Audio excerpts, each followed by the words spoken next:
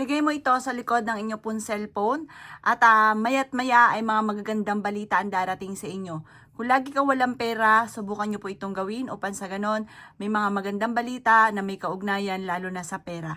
Ang dahon ng laurel, lalo na at binakasulat itong 168, yan po ay napakaswerte. Magdudulot po yan ng swerte. Kayo mismo ay magugulat dahil kung dati-dati like ka minamalas nang wala ka pang dahon ng laurel sa likod ng inyo pong cellphone, matapos nyo po itong gawin, magsusunod-sunod na blessing ang darating po sa inyo. Gawin nyo po ito ng Tuesday or kaya po ay Friday. Ngayon darating na January 28, gawin nyo po siya. Ito po ay napaka-epektibo. Ito po ay dadalhin ka kung saan lagi ikaw po ay matutupad yung mga ninanais ninyo. Kasi minsan, di ba, may mga gusto po tayo pero hindi naman ganun ang nangyayari. Ito po ang dahon ng laurel for only wishes po yan. Limited po ang pwede nyong i-wish po dyan. Yan po ay napaka-epektibo. Basta kapag nagwi-wish ka, may 100% kang paniniwala. At dadalhin ka ng dahon ng laurel na may nakasulat na 168 kung ano ang inyong ninanais. Kasi ang dahon ng laurel, yan po ay ang binibigay niya yung the victory, yung higit sa inyo po mga inaasahan. Ito po ay mas level up ang swerte po ninyo.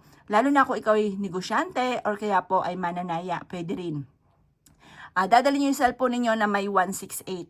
Tapos, ito po ay lagi yung titingnan dito, lagi yung i-update yung kung kayo ay nanalo ka sa cellphone po ninyo.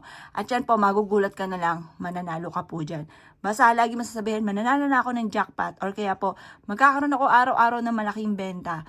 Or kaya po, doon sa aking, halimbawa, ahente ka, yung aking ay madidil ko na ito.